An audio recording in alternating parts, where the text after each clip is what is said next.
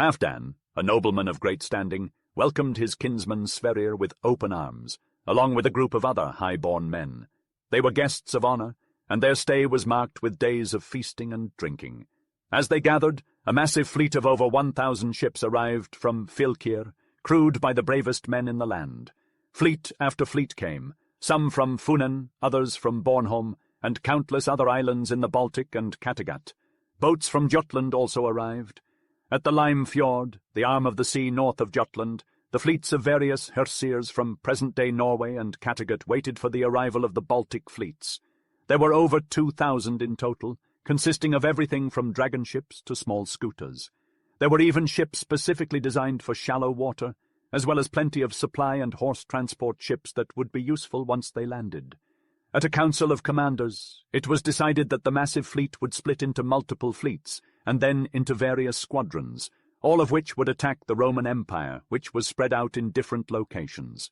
Some squadrons would head to the Mediterranean, and they set specific times and places to regroup before winter came. Once the plan was set, the horns sounded to signal the departure of the fleets. It was a sight to behold as they all hoisted red shields on their mastheads and let out a mighty war cry that echoed through the skies like thunder or a mighty torrent. It was a challenge to the Roman world and everything it stood for.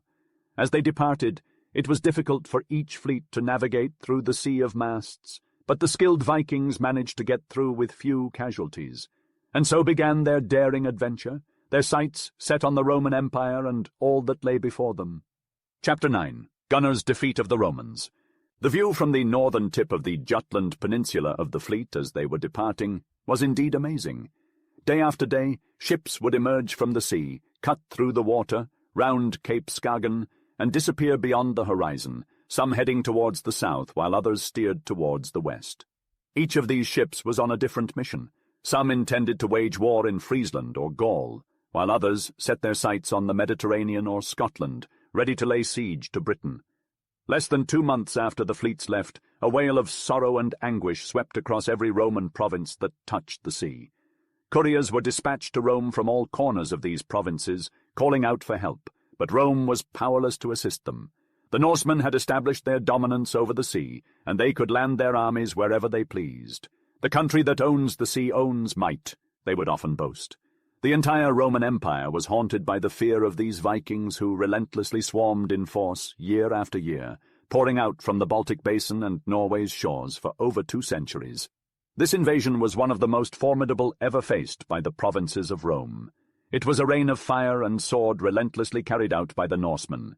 Sverrir had sailed off to wage war in Britain, while his son Gunnar, accompanied by his 3 fierce Raudasandur brothers and a mighty army, landed on the northern coast of Gaul, which is the very location where Bologna stands today. The Romans had established sturdy fortifications there, and many centurions had watched with dismay as they saw the Viking fleets float past, sail up the Seine, and claim several islands as their own. Before landing on the shores, the warriors would wash up, comb each hair, and enjoy a hearty meal, all to better prepare themselves for the epic clash that awaited them on land. They adorned their bodies in their best war clothes, ready to meet their fate with dignity and honor, dying as befitting their esteemed rank, and entering Valhalla. The red shields had been raised as a symbol of war. When Gunnar and his forces landed and sent riders to scout the land, the Roman centurions commanding the stronghold at Bononia, the modern-day Bologna, weighed their options.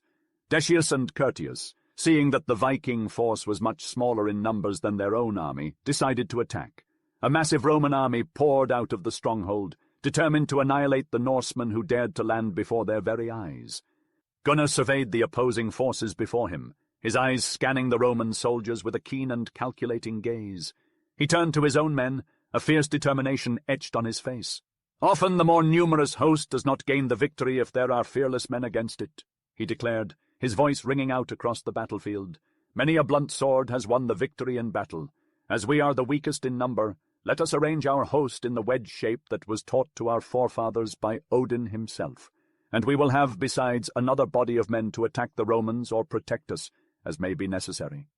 His men nodded in agreement, already moving into formation. The wedge shape was unfamiliar to the Romans, but it was something that the Vikings knew well. Decius, The Roman commander watched in awe as the Vikings locked their shields together, forming an impenetrable barrier that seemed almost invincible. He had heard rumors that the Vikings possessed knowledge of this formation, but he had never believed it until now. As Decius ordered his own men into the wedge formation, he couldn't shake the feeling of unease that settled in his gut. He had boasted to his soldiers that they would emerge victorious, but now he wasn't so sure. The Vikings were a formidable foe, their shields glinting in the sunlight as they waited for the Romans to attack. Gunnar issued his orders, his voice carrying over the din of battle. "Our horsemen will remain on the lookout and be ready to support us or to attack the enemy. Our archers will pour a continuous hail of arrows upon the Romans, and our slingmen will do likewise with stones. The shield-burg should be at the apex of the triangle and must be guarded by the most skillful warriors, for if it is broken or opened, especially at the beginning of the battle, it will be most fatal to victory. The two other points of the triangle must also be very strongly guarded. Great care must be taken that our locked formation not be broken or opened, for disorder in our midst would follow and might lead to great disaster." The Raudasandur brothers nodded their agreement, and Gunnar took his place at the apex of the triangle, surrounded by his most valiant men. This was the weak spot of the formation, and Gunnar knew that if any part of their wedge was to falter, it could lead to their downfall. The two opposing forces faced each other, the tension mounting as they prepared for battle.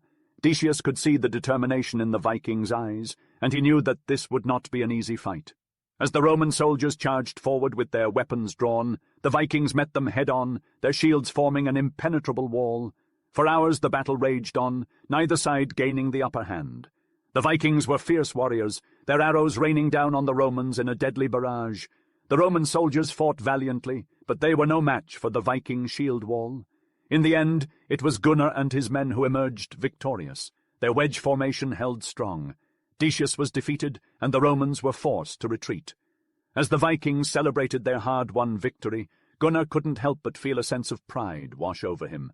They walked away from the battle not just victorious, but with the knowledge that they had outsmarted their opponents. And that, he knew, was a feeling that would stay with him for a long time to come. Gunnar announced, "Bring victory, my standard, forward. Alrek, my standard-bearer, shall be encircled by berserks. My skalds will stand amidst the shield-burg with a clear view of the battle, to honor the combatants and the fallen." Alrek responded, "I've been afraid for some time now, during this prolonged peace, that I might die of old age, helpless on my bench. Instead, if the Nornir will it, I prefer to fall in battle." Sigmund and Sigbrit, commanding their valiant men and two standards, were positioned at opposite vertices of the formation. In front of Gunnar's standard were Ingun and his army, ready to protect the apex of the triangular formation or to attack the Romans if they refused to advance. The Norse signaled the start of the battle with blaring war horns. Archers and slingmen fired a deluge of projectiles at the Romans, causing many of them to fall. The two forces then engaged in combat, spears and swords clashing, and the Romans struggling to safeguard themselves with their shields. After great bloodshed, the Romans' formation fell apart, and they fled in all directions before the Norwegian victors. Despite Decius and some of his men escaping behind their fortifications, Curtius, one of the centurions, met his end.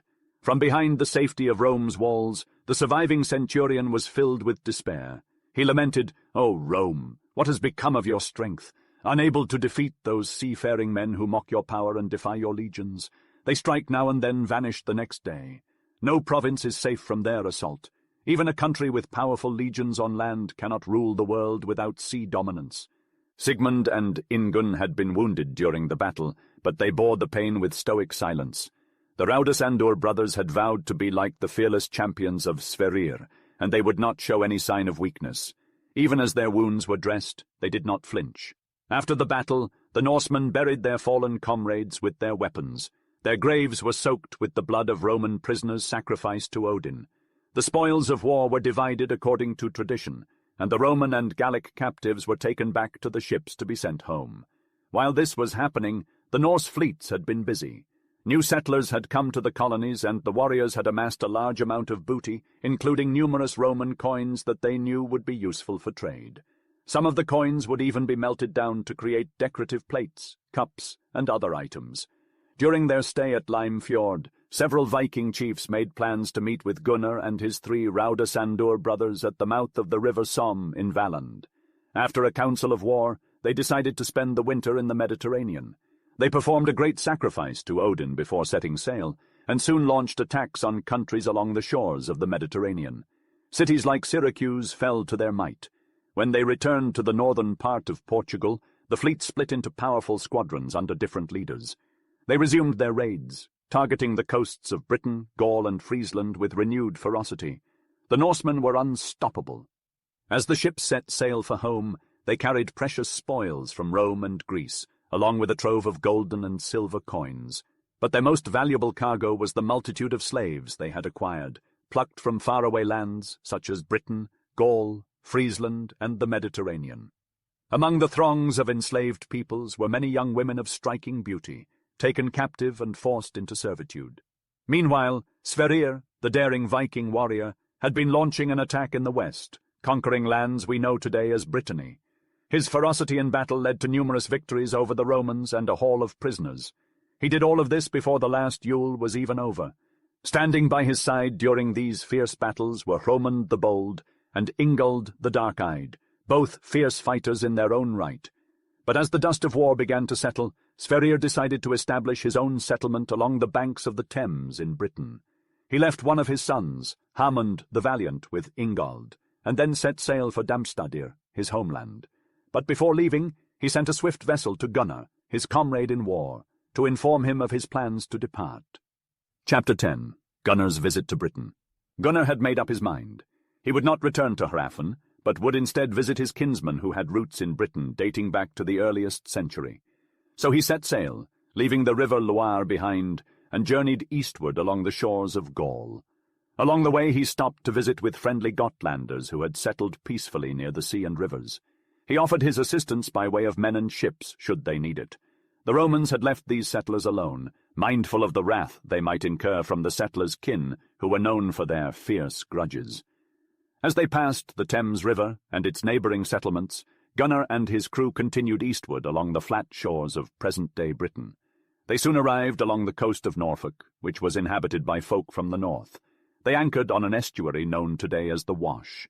Gunnar's objective in this part of Britain was to visit his kinsman, Gramr Hreidar, his father's Raudasandur brother, who ruled over a large herod along the boundary of the Wash.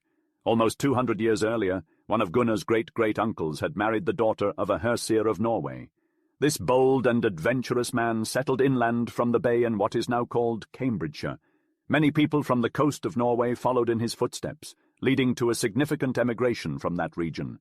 In those early days, the area had been thinly populated by the Aborigines. The stretch along the North Sea was mostly flat and swampy, with oak forests covering the land. However, this made the region ideal for shipbuilding, and it was why the early settlers had made it their home. Though the Aborigines were initially cautious, they eventually warmed up to the newcomers. The thick forest offered them shelter from the Romans, who had already conquered parts of the island, and thanks to the settlers' mastery of the seas, they felt well protected on the seafront. The town of Grammersby, which was nestled along the banks of the Cam River, was a haven for those seeking solace from the chaos of the world. Its strategic location high up the river granted travellers and settlers a sense of security, protecting them from sudden attacks by their enemies. The Norse pioneers who first settled in the area, along with their British kin, recognized the value of such a location and fortified the river shore with high towers and chains to prevent hostile incursions. On the day after their arrival, Gunnar and his Raudasandur brothers set out for Grammersby in their specially built ships designed for shallow waters. With the wind against them and the current working to slow their progress, the group had to rely on their oars to navigate the twisting river. Each ship accommodated 30 or more men, all equipped with shields, ready for any potential danger. As they rowed up the river, they encountered settlements of Norsemen. The sight of cultivated land and ships at the wharves was a comforting welcome. Finally, after their long voyage, they caught sight of Grammar's residence and the grand temple that stood overlooking the river.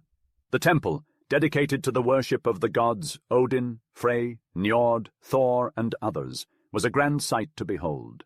The familiar wooden structures, so similar to those back home, made the newcomers feel as though they had never left their native shores. When Grammar, whose young kinsman's fame had preceded him, learned of Gunnar's arrival, he wasted no time in extending a warm invitation to come and stay with him. Messengers were sent aboard the ship to escort Gunnar and his men to his residence in Grammar's Bay, where they would find sanctuary, and a welcome that was as warm as it was sincere. Gunnar and his fierce Raudasando brothers, along with the other high-born men of his fleet, stepped onto the welcoming shores and made their way to the grand banqueting hall. They were greeted with great respect and honour. Grammar, a commanding figure, bid Gunnar to sit on the high seat opposite him, while his men took their places according to their rank. The high-born men of Grammar and Gunnar sat on either side of them, with Ingun seated to the right of Grammar and Sigmund to his left. Sigbrit came next, and the rest of the guests drew lots for seats, as they were of equal birth. The hall was a true masterpiece of northern architecture, and closely resembled the one in Gudbrand at Hrafnista on Engel. The carvings on the walls depicted a group of warriors donning their battle gear and storming the shores of Britain to conquer new land. Fine tapestries adorned the walls, and a long line of beautifully crafted shields hung above the seats, encompassing the entire hall. Grammar was an impressive figure, a noble man with a long flowing silver-grey beard which was customary for mature Herseers.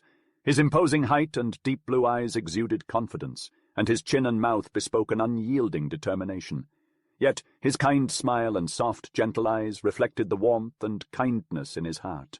He governed his land in accordance with the ancient customs of the Norse lands, and it was divided, owned, and managed like all the other Viking lands. Grammar was also an ardent follower of the god Frey, and he often offered sacrifices to him. Grammar's wife, a daughter of Hreidar on the island of Fionn in the Kattegat, had passed away years before, leaving him with several beautiful daughters. The eldest was Hildigun, a combination of the names Hedin, Hild, and Gun, which was a common custom among the Norsemen. The rest were named Brynhild, Sigrun, and Hervor. Grammar expressed his joy at seeing his young kinsman, reminding him that he had fought alongside his grandfather and father. Pointing to the sword hanging over his high seat, he told the tale of how he had been gifted with this sword, which had once belonged to Gunnar's grandfather, and which the latter passed down to him. It was now Grammar's honour to keep it safe and pass it on to the next generation. I was bestowed with a sword known as Stonebiter, because of its razor-sharp edge and exceptional craftsmanship. Your grandfather gave it to me when I was a young lad setting out to fight in his fleet. It has brought me victory time and time again, and is a cherished heirloom in our family, he told Gunnar. Both men then discussed how Sverrir and the others were faring in Hrafen, Engel, and Norway. Grammar revealed he hoped to return to his homeland one last time, and lay under his burial mound in Valhalla. As Gunnar recounted the triumphs achieved by his fleet and his own ventures abroad, Grammar called Gunnar a true Yngling, and praised his bravery worthy of his fallen kinsman.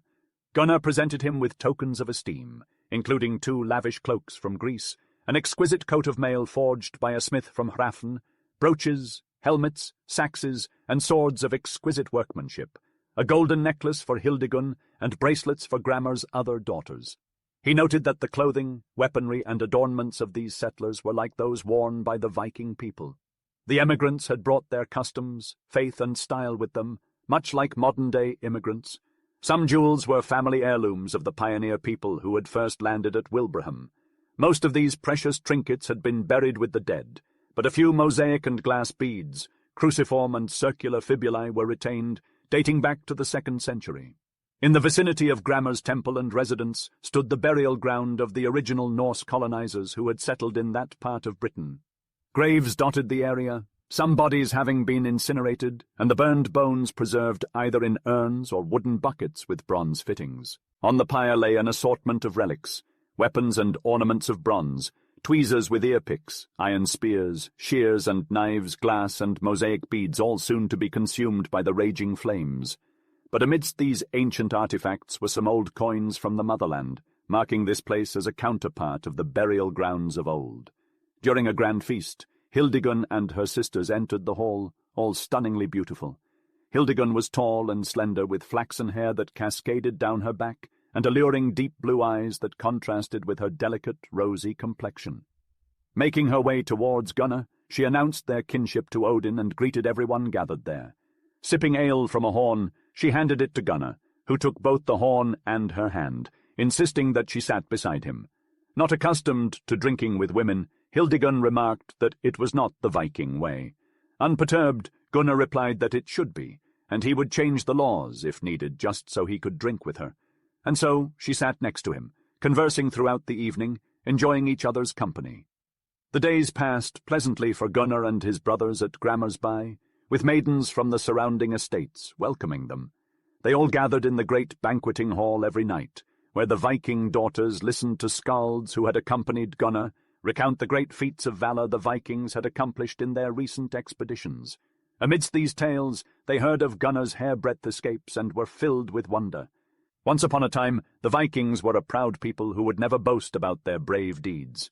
It simply wasn't proper. Instead, they would regale listeners with stories of their travels to foreign lands and the interesting people they had met along the way. And as they spoke, the maidens would listen in awe, their eyes fixed on the storyteller, cheeks flushed with excitement.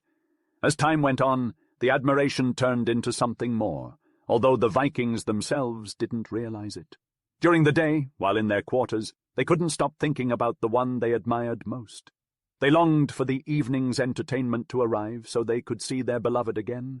Gunnar and his Raudasandur brothers were no exception to this yearning. One evening they were sitting alone, discussing the beautiful girls they had met and speaking of love in general terms. It was at that point that Gunnar shared his thoughts on the matter. "Love comes from the mind," he said. "The heart may beat faster, but it's only because the mind tells it to. And just like love, everything has a beginning. It starts with a bud that grows and blooms, but when it's young, it's fickle. So don't trust love too soon, for women's hearts are like spinning wheels, always changing."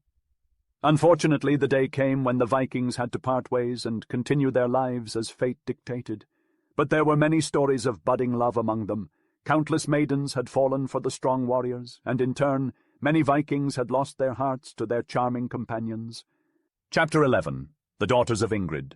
Late in the summer, Gunnar and Ingunn made the bold decision to set sail across the treacherous North Sea on the mighty Elidi, accompanied by a fleet of Viking ships. Everyone aboard the vessels was filled with a sense of foreboding, wondering if Aegir and Ingrid, the god and goddess of the sea, and their fierce daughters, would have an ill temper on their journey home. The sailors believed that those who perished at sea would be claimed by Ingrid, while those who had died in battle would ascend to Valhalla. Those who had passed away peacefully in their beds or chairs would find their eternal resting place in hell. It is for this reason that the people of the sea worshipped Aegir, who ruled over the tides and the wind. Ingrid, his wife, would welcome all shipwrecked souls to her hall at the bottom of the ocean. She had a net to ensnare any men who dared venture out to sea. Those who perished at sea were certain to find safe harbor within her care. Aegir had 2 brothers, the powerful wind and the fierce fire, who often worked in tandem. The couple had been blessed with 9 breathtakingly beautiful daughters, each living amongst the waves, and with each wave proudly named in their honor. The daughters would often travel together in groups of 3, and the winds would awaken them from their rest. They were impartial to men, always appearing during storms, each bearing a name reflective of the waves themselves. Himingloifer the heaven-glittering, Dufa the dove, Blodughada the bloody-haired, Hefring the hurling or heaving, Udi the loving, Hron the towering, Bilja the billowing or swelling, Bara the lashing, and Kolga the cooling. But Gunnar's fleet was not about to complete their journey home quietly. Barely out of sight of land, the sky grew ominous, the clouds low and dark, swiftly shifting through the air. The wind grew stronger by the second, lashing waves ever higher until the North Sea was awash with foam. Despite the crew on many of the vessels reefing their sails, Gunnar followed in his father's footsteps, and never allowed his own sails to be tamed. The mighty vessel Elidi cut through the waves with ease, and as nimble as a sea-bird, which was why some were convinced that she understood human speech. But the winds continued to test their resolve, suddenly shifting from the southwest to the northwest in rapid succession. Each gust of wind was more terrifying than the last. The sailors battled hard to keep their vessels steady and true, hoping against hope to make the journey home safe and sound. Ingunn suddenly exclaimed, "It's a good thing that no man knows his fate beforehand. His mind is thus free from anxiety and sorrow." To this, Gunnar replied, "The day was fine this morning, but after all, a day should be praised at night. A woman after she is buried, a sword after it is tried, ice when it has been crossed over, and a voyage after it is ended." "Those are wise words," replied Ingunn. As the Elidi and the other ships ploughed their way quickly through the waves, Gunnar asked Ingunn, "Tell me about those sea maidens who wander over the sea and live in doing harm to many men." "Those maidens are the daughters of Aegir and Ingrid," replied Ingunn. "They are evil-minded and killers of men. They are seldom kind to us seafaring people. When the wind awakens them from their sleep, they look angrily at the ships sailing over the sea. They are those mountainous waves which we see." "Who are the maidens who walk over the reefs and journey along the fjords and shores?" asked Gunnar again. "These white-hooded women have a hard bed and make little stir in calm weather." "These are billows and waves, daughters of Ingrid," replied Ingunn. "They lay on skerries, their beds are the rocks, and the calm sea stirs them not.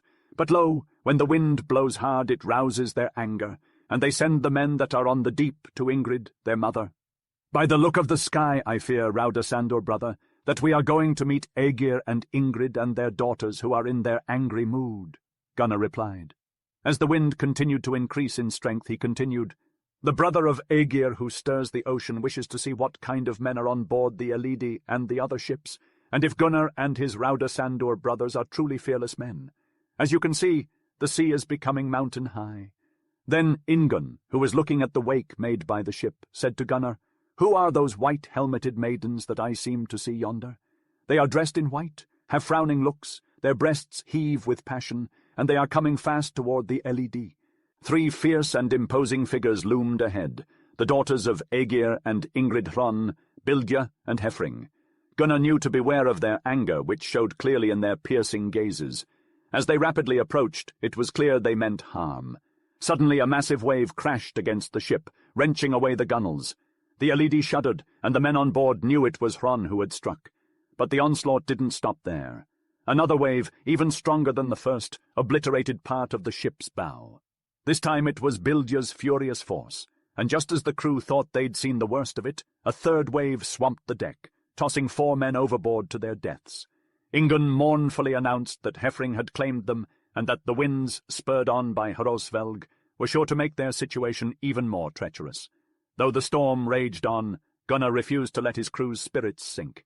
He distributed gold arm rings to the men, exhorting them to present themselves well before Ingrid.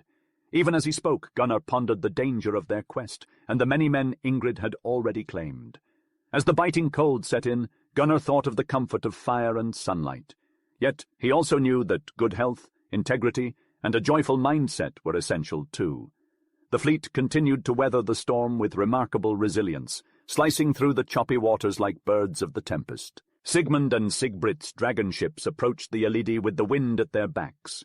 Gunnar shouted to them, "Tell me, Raudasandur brothers, have the daughters of Ingrid treated you unkindly?" The reply came as a resounding "Yes" from each of the brothers. "Many of our men have made their way to Ingrid's hall, but we are fearless men and have braced ourselves for this journey." As the wind began to shift, the ships were pushed towards the treacherous Norwegian coast. They spied a massive island with strange, eerie cliffs looming over the sea. The storm raged on. Every sail was lowered, the ships heaving to and fro as monstrous waves threatened to engulf them. Ingunn cried out, "Witchcraft indeed moves this storm. We should seek refuge behind that island, for we cannot overcome the power of Aegir, Ingrid, and their daughters." The other Viking ships followed the Elidi to the shelter of the island. They waited there for better weather, but the storm continued to ravage the sea. Finally, the following day, the wind changed in their favor. The Vikings set out in calmer waters, but soon found themselves battling another tremendous storm. Once again, the daughters of Ingrid had unleashed the fury of the sea, sending frightening waves surging towards the ships. The situation grew even more perilous as a snowstorm swept in, descending so thickly that the men aboard couldn't even see their shipmates standing mere feet away. The boats were quickly inundated and began taking on water. The sailors had to work tirelessly to bail the water out, hoping to keep their vessel afloat. Gunnar spoke up. "He who travels far and wide must endure both good and evil." "You speak truly, Raudasandur, brother," Ingunn replied. "This is the time for men of courage to be tested and show their bravery, to prove they are not afraid of death." Through the raging storm, Gunnar began to sing, "We, the great warriors of our chieftains, have sailed out onto the open sea, into the unknown. I see all our men aboard Elidi bailing with all their might, striving to keep us afloat." The snow came down so fast and thick that visibility became non-existent. Night fell, and those not on watch retreated to their leather sacks to keep warm and dry. Gunnar and Ingunn took turns steering the Elidi through the blizzard. As morning approached, they thought they saw a group of 9 Haedin, adorned in helmets and wielding shining spears, riding through the air over their ships. The storm ceased, and Gunnar announced, "They have come to protect us and quiet the storm. The decree of the Norner regarding our deaths has yet to be fulfilled." As the snow began to thin, they saw land ahead, but with everything covered in snow, it was impossible to determine their location. Mariners often face this difficulty when snow conceals the ground. The fleet halted for a brief time before carefully navigating the coast while avoiding the breakers and islands floating around. Finally, they reached the entrance to a fjord. They recognized the territory and then realized that they had been blown off course. They continued their journey southwards towards Engel. Upon arriving, they were greeted with immense delight by Gudbrand and Sigrid. After a quick visit, they went their separate ways. Ingunn decided to stay and spend the winter at home. Chapter 12. Romantic Adventures of Sigbrit. Sigbrit sailed northward on his own dragon ship and landed on a vast island with many people. His heart was set on visiting his beloved Rauda-Sandur's sister, Ingebjorg, who welcomed him warmly. He felt proud to be related to such a stunning woman. She had dark brown hair and hazel eyes, and possessed every talent that only the noble-born could claim. Ingebjorg was also a gentle and lovable woman. In the evening, Sigbrit attended a grand feast in a large hall with skilled performers to entertain the numerous guests. His presence stirred excitement, as he was famous for his exploits. A harpist played with finesse, and Sigbrit enjoyed the music.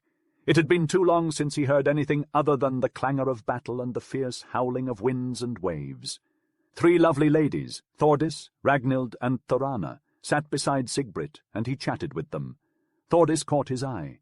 She was charming, dignified, graceful, and dressed in a flirtatious manner. Her enchanting almond-shaped bluish eyes seemed to embody love itself. She was the daughter of Hreidar, and a favorite among the Vikings because of her generous spirit, kind heart, allure, and gifts. Ragnhild was only 20, but tall and slender, with silky fair hair and a delicate complexion like that of a blooming apple tree. She had radiant blue eyes filled with little cupids ready to shoot their arrows at whoever dared to cross her path. Her blue dress accentuated her fair skin and hair, making her the vision of beauty. Thorana, at 22 years old, was the shortest of the 3, but possessed a graceful figure and small mischievous eyes. Her thick chestnut hair was often streaked with burnished gold, and she had great individuality. As the only daughter, she often had her own way, but she loved the company of skalds and warriors.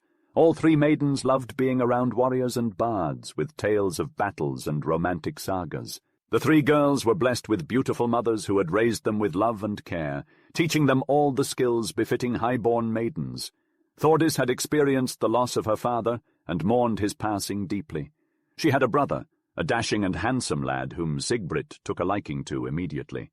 After just a few days of merrymaking, Thordis, Thorana, Ragnhild, and Sigbrit became the closest of allies, calling themselves cousins. They met daily and frequently convened in the banquet hall at nightfall. One day, Sigbrit received a message written in puzzling runes from a friend who mentioned Thordis casually as a visitor to the island, adding that she was the owner of vast estates. This latter part of the message did not thrill Sigbrit, for he admired Thordis solely for her delightful company and charismatic nature. On one occasion, while Thordis was seated beside her mother, Sigbrit appeared and greeted them in his typical manner. With a queer grin on his face, he said, "Cousin Thordis, I received a message in mystic runes mentioning your name. I am saddened by the news it bears." Thordis's big, beautiful eyes widened, and she exclaimed, "Cousin Sigbrit, I demand to know who wrote the message and what it says." Sigbrit retorted, "You won't ever find out who the writer was." "But what did he write?" inquired Thordis insistently. "Well, if you must know," responded Sigbrit, "he wrote that you are a lovely young lady, but you also happen to be wealthier than Midas. That part of the message was heart-wrenching to me. I didn't even know or care if you were wealthy. I like you for who you are and your delightful qualities." Thordis cut him off and said, "Your friend lied to you." Her mother nodded in agreement. Sigbrit insisted, "Not about the first part of the message where he refers to you as a charming lass." "He was wrong about that too," Thordis replied, chuckling, "but never mind, cousin Sigbrit." The next day, Ragnhild, Thordis, and her brother drove up to Eagle Mountain with Sigbrit. From there they had a breathtaking view of the sea, the berg, and the island. Each day that passed strengthened the bond between Sigbrit and the 3 maidens. But alas, Ragnhild's mother received a runic message calling them back home. Ragnhild was sad to leave, for the island was such a pleasant place. Even Sigbrit, Thordis and Thorana were unhappy about the parting. They followed Ragnhild to the ship, promising to meet again in the winter. Sigbrit missed Ragnhild and often thought of her. One night, Sigbrit suggested a moonlight drive with Thordis, Thorana, and 2 of his friends who were pleasant and cheerful men. It was the beginning of September, and the moon shone brilliantly. In front of Thordis and Thorana's bower, a magnificent 4-wheeled carriage awaited them, drawn by 2 swift horses. The horses were restless, and 2 men had to hold them back. Despite their efforts, the horses still struggled. Sigbrit and the others eagerly awaited the arrival of the Viking sisters. When they finally showed up, they wore warm, graceful evening cloaks and had radiant faces, anticipating a night of moonlit driving and sailing on Eagle Lake. Also with them on the journey was a middle-aged woman, who in modern terms would be called a chaperone. She was a master at embroidery, and could skillfully portray various landscapes and seascapes on canvas. As they climbed into the carriage, barely taking their seats, the horses became uncontrollable and charged forward. As they rounded a bend in the road, the carriage bent like a bow and nearly overturned. Fortunately, the driver was an expert and was able to skillfully maneuver the panicked horses. From that point on, the carriage sped forward as if under an irresistible force, hurtling along the ground with astonishing speed. Sigbrit's excitement was palpable, exclaiming that even Odin's 8-footed horse Sleipnir could not go faster, nor could clouds be propelled forward more quickly. Moonlight cast an eerie glow on the landscape, causing strange shadows to dance around them, while the rocks and hills appeared like phantoms, briefly appearing and then disappearing. Throughout their ride they encountered dense woods where the moon's rays could not penetrate, as well as areas with tall ghostly pines casting striking shadows on the road. Grove after grove of aspen trees appeared, their leaves frolicking and shimmering like merry maidens. Above them, the starry sky served as their banquet hall, and the wind whispered sweet nothings like a playful melody. Everyone was entranced by the courser's speed and the otherworldly beauty of the terrain flashing by them.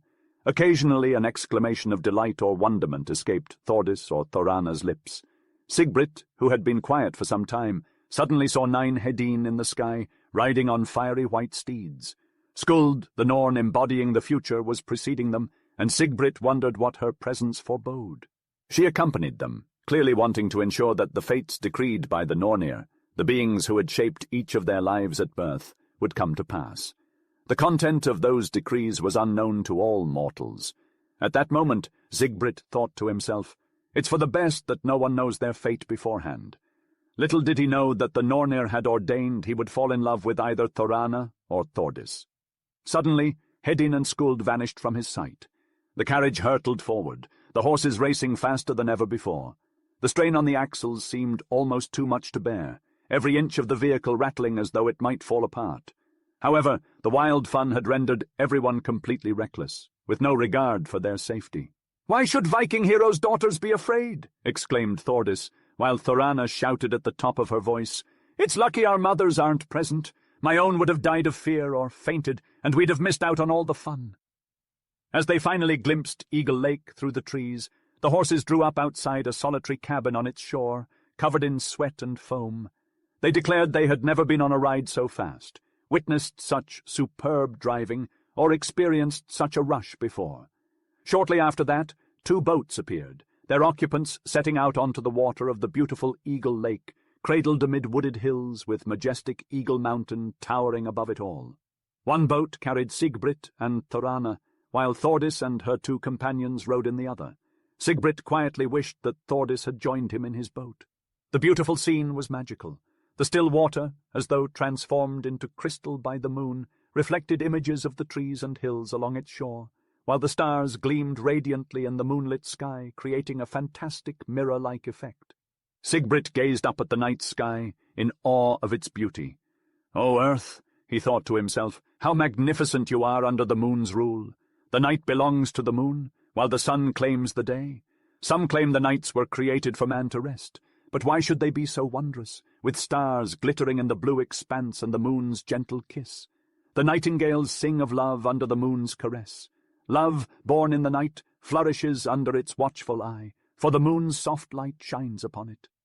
Meanwhile, Thorana insisted on rowing the boat alone, her slender frame bending gracefully at each oar's stroke. Sigbrit lounged on the boat, gazing at her in admiration. Their companion kept them entertained, regaling them with tales of his adventures in far-off lands. The night stillness was occasionally broken by the fall of the oars upon the water and the eerie echo of their voices.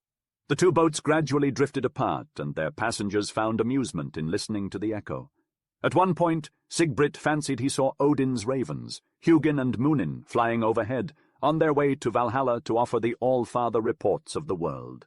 Then 9 Hedin warriors appeared before him, accompanied by the radiant Skuld.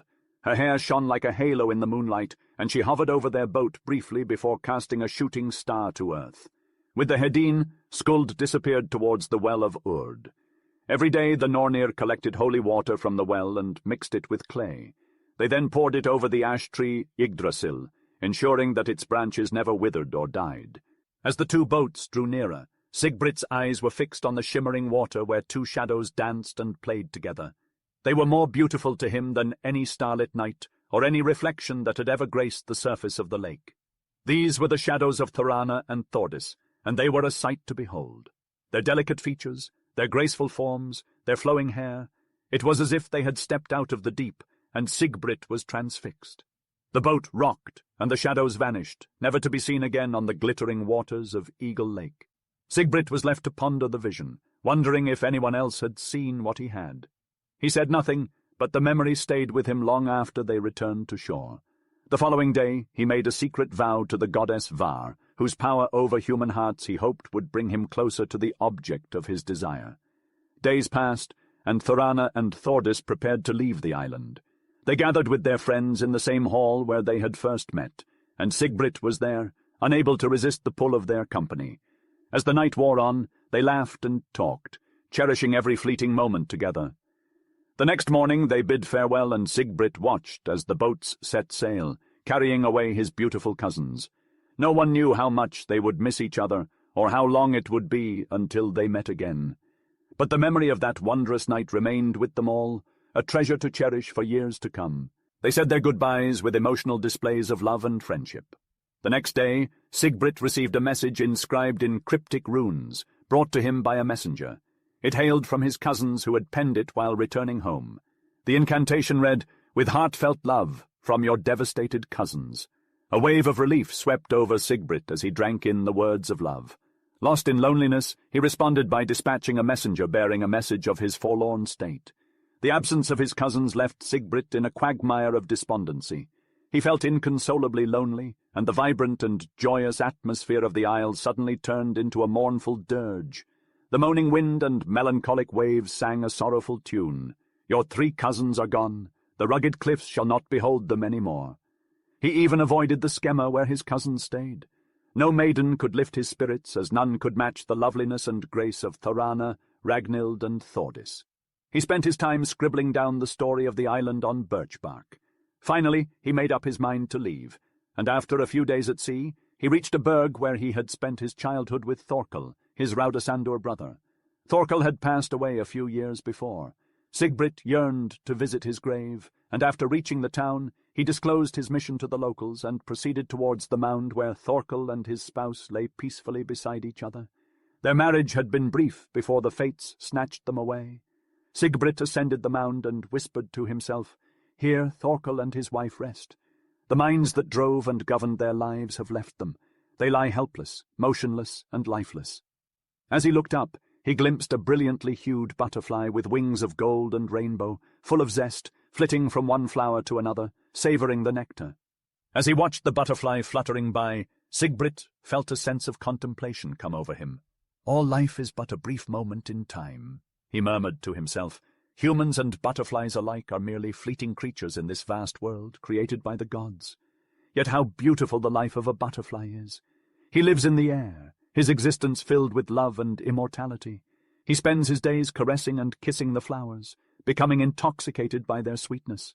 The butterfly feeds on love, just as we do, and when he has fulfilled his destiny and consumed the cup of love, he disappears like a brilliant meteor that flashed into existence for but a moment. His short life may be brief, but it is beautiful in its own right." Sigbrit then turned his gaze to the flower, whose tempting beauty and intoxicating nectar have been crafted specifically for the butterfly's pleasure. "The flower was created for the butterfly, and the butterfly for the flower," he mused. In the same way, man and woman were created for each other, to share love and be eternal in their thoughts, just like the butterfly. Our lives may be short, but our minds are immortal. As he continued contemplating, Sigbrit couldn't help but feel that he was adrift on the sea of life like a ship without a rudder, sailing aimlessly towards a future that was unknown to him. We never know where we're headed, nor how the fates have shaped our lives, he thought, always reaching and hoping for something we just can't grasp. With these thoughts swirling inside him, Sigbrit left the mound where two hearts were buried together in love and returned to his ship. He wondered how many days the fates had decreed that he should live, and if he would ever find a woman who he could love as passionately as to ask her to be his wife. Then he set sail for Dampstadir, where Gunnar and his two Raudasandur brothers were waiting for him. Chapter 13. A Voyage to the Caspian. In the springtime, Gunnar and his brothers from Raudasandur started making arrangements for an epic voyage to the Caspian Sea, located by the Volga River. They sent word to their young kinsmen, inviting them to join in on their journey. The proposal was received with great enthusiasm, as most of those who were asked had never ventured so far south before. They were eager to witness the wondrous lands they had heard so much about, and visit those places where valuable goods were often acquired. A few of the invitees had previously visited the Caspian Sea for trading purposes and had returned home with significant profits. They yearned to try their luck once again. Undoubtedly, travelling to the Caspian region was no minor feat, as it was an extended and wearisome journey. Gunnar carefully picked out 3 carefully crafted vessels with a very light draft. These vessels were designed to effortlessly sail across the Russian rivers leading up to the sea. Such convoys were constructed with particular specifications in mind, with the models being elegant, innovative, and nearly impossible to improve on even by today's standards. One of the ships, one very similar to those of Gunnar, was discovered in Tune, Norway, and it is on display today at Christiania. To prepare for the voyage, provisions were gathered such as a vast quantity of hard bread, similar to what folks in Scandinavia consume today. A handful of essential items for carrying about bartering business such as scales and weights were also packed. They carried an abundance of gold spiral rods that were of a specific size and weight. If necessary, these could be cut into smaller or more substantial pieces and weighed. Norsemen didn't use coins. These rings or chunks were the sole means of exchange, and they determined their worth by their weight. Alongside these gold spirals, the crew also gathered a handful of silver and gold Roman coins. Due to their previous interactions with Rome, the Norse were well versed in the value of Roman coins, and often saved them for future voyages to the Roman province. Lastly, they carried a measuring stick for fabric and wine. The latter they especially set out to buy and bring home. Ulf, who was a seasoned sailor and trader, joined the Raudasandur brothers and their friends on their expedition. He was well versed in navigating the Dnieper, Don, and Volga rivers, having sailed numerous times from the Baltic to the Black Sea. Ulf's primary business was to travel to different countries on trading voyages, sometimes by sea and other times by land. He and Sverrir were old friends, and Ulf often purchased goods for him. He lived primarily on the River Don, where he maintained a large trading establishment. The brothers and their comrades were thrilled to have Ulf accompany them. In early June, as soon as the ice became navigable, they departed Dampstadir and sailed through the Gulf of Finland. They passed through lakes and rivers and rowed hard to reach the great river Volga. They descended the river and arrived at Novgrad, a bustling market town in the realm of Holmgard. The town held a summer fair each year, and the group found many friends there as the people were of the same kindred. The Vikings had intermarried with the Holmgard people, and there was much interaction between the two groups. They also shared the same religious beliefs. At the Novgrad fair, many merchants from different lands came to sell their wares, including people from the Caucasus, Ural Mountains, Caspian shores, Turkestan, China, and other places. Slaves were also sold at the market, but peace reigned as it did at all Norse fairs, temples, and assemblies. No violence or bloodshed was permitted, and everyone was safe. Gunnar and his companions didn't buy anything at Novgrad, preferring to do so on their return. They resumed their journey by sailing down the Volga, using oars when there was no wind. They stopped at various locales and were welcomed warmly wherever they went.